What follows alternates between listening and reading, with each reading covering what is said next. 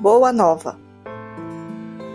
Obra psicografada por Francisco Cândido Xavier, pelo espírito Humberto de Campos.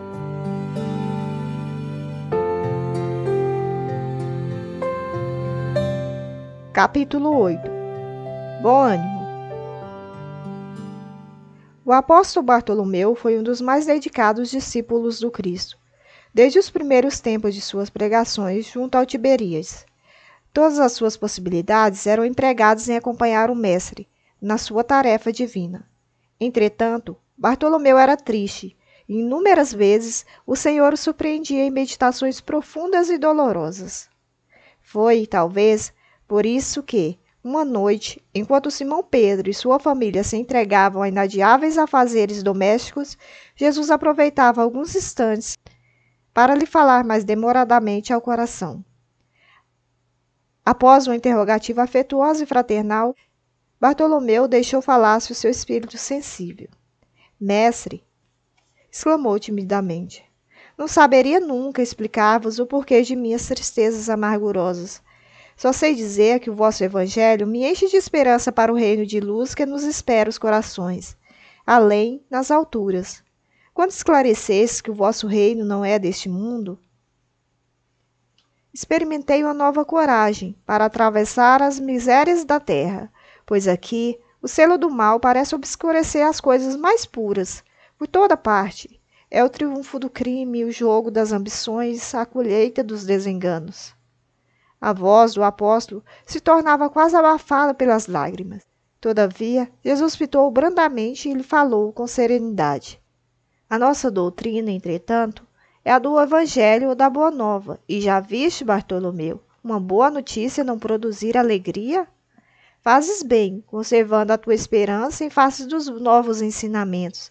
Mas não quero senão acender o bom ânimo no espírito dos meus discípulos. Já tive ocasião de ensinar que o meu reino ainda não é deste mundo. Isso não quer dizer que eu desdenhe o trabalho de estendê-lo um dia aos corações que morejam na terra.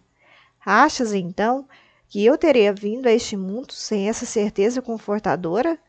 O Evangelho terá de florescer, primeiramente, nas almas das criaturas, antes de frutificar para o espírito dos povos. No entanto, veio de meu Pai, cheio de fortaleza e confiança, e a minha mensagem há de proporcionar grande júbilo a quantos a receberem de coração. Depois de uma pausa, em que o discípulo contemplava silencioso, o mestre continuou. A vida terrestre é uma estrada prodigiosa que conduz aos braços amorosos de Deus. O trabalho é a marcha. A luta comum é a caminhada de cada dia. Os instantes deliciosos da manhã e as horas noturnas de serenidade são os pontos de repouso. Mas ouve-me bem. Na atividade ou no descanso físico, a oportunidade de uma hora, de uma leve ação, de uma palavra humilde, é o convite de nosso Pai para que semeemos as suas bênçãos sacrossantas. Em geral, os homens abusam desse ensejo precioso para anteporem a sua vontade imperfeita aos desígnios superiores, perturbando a própria marcha. Daí resultam as jornadas mais ásperas obrigatórias para a retificação das faltas cometidas e os infrutíferos labores. Em vista dessas razões, observamos que os viajores da terra estão sempre desalentados. Na obcecação de sua vontade própria, ferem a fronte nas pedras da estrada.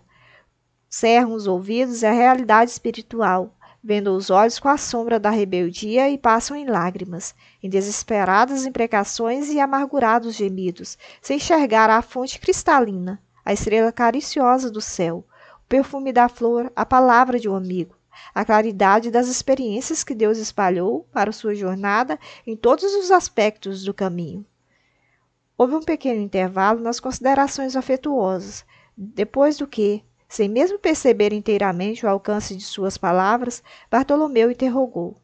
Mestre, os vossos esclarecimentos dissipam os meus pesares, mas o Evangelho exige de nós uma fortaleza permanente?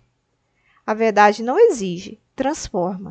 O Evangelho não poderia reclamar estados especiais de seus discípulos. Porém, é preciso considerar que a alegria, a coragem e a esperança devem ser traços constantes de suas atividades em cada dia.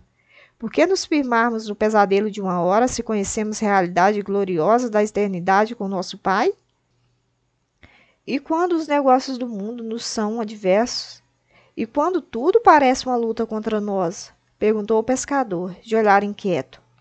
Jesus, todavia, como se percebesse inteiramente a finalidade de suas perguntas, esclareceu com bondade. Qual o melhor negócio do mundo, Bartolomeu?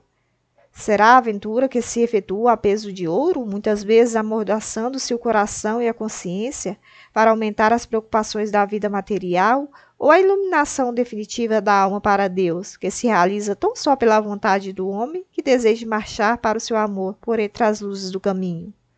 Não será a diversidade nos negócios do mundo um convite amigo para a criatura semelhar com mais amor, um apelo indireto que o arranque das ilusões da terra para as verdades do reino de Deus?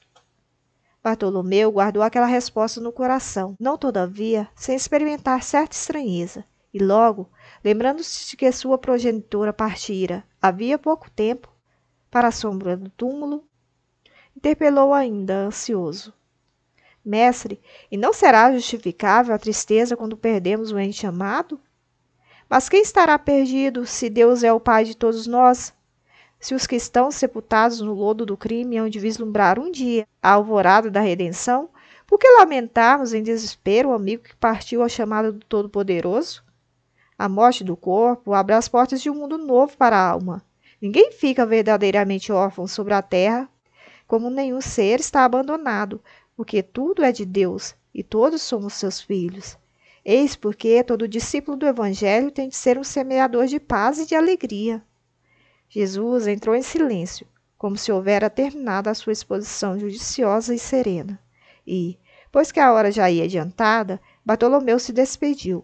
O olhar do mestre oferecia ao seu, naquela noite, uma luz mais doce e mais brilhante. Suas mãos lhe tocaram os ombros, levemente, deixando-lhe uma sensação salutar e desconhecida. Embora nascido em Caná da Galileia, Bartolomeu residia, então, em Dalmanuta, para onde se dirigiu, meditando gravemente nas lições que havia recebido. A noite parecia-lhe formosa como nunca. No alto, as estrelas se lhe afiguravam as luzes gloriosas do palácio de Deus, à espera de suas criaturas, com hinos de alegria. As águas do Genezaré, aos seus olhos, estavam mais plácidas e felizes.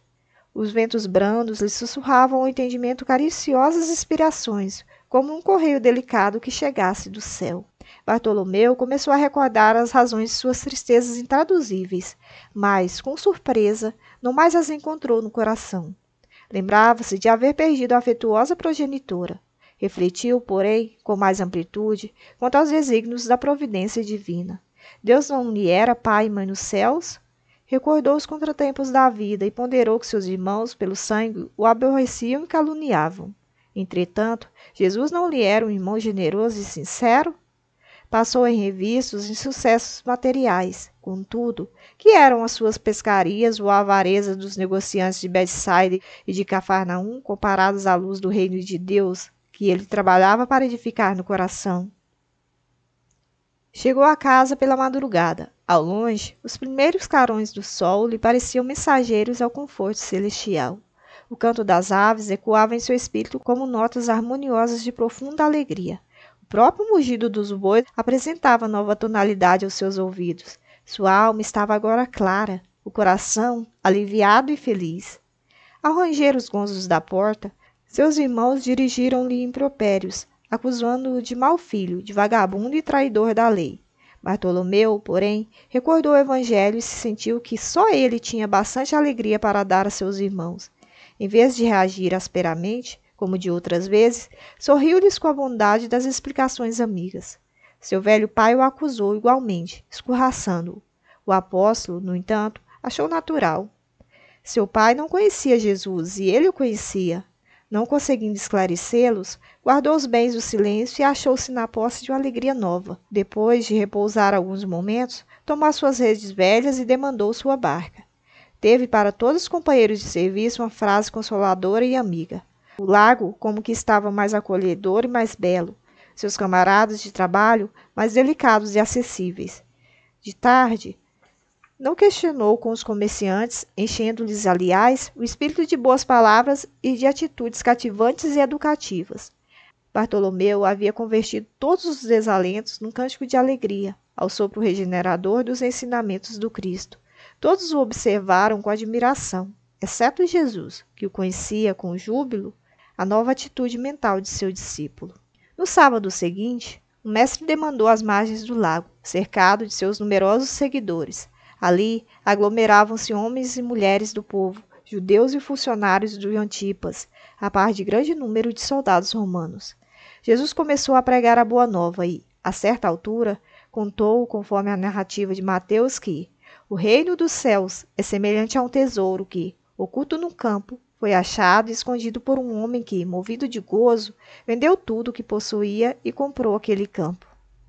Nesse instante, o olhar do mestre pousou sobre Bartolomeu, que o contemplava embevecido.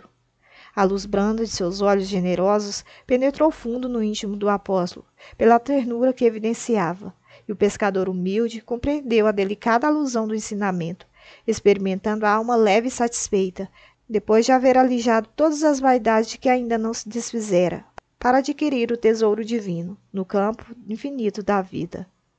Enviando a Jesus um olhar de amor e reconhecimento, Bartolomeu limpou uma lágrima. Era a primeira vez que chorava de alegria. O pescador de Dalmanuta aderira para sempre aos eternos júbilos do Evangelho do Reino.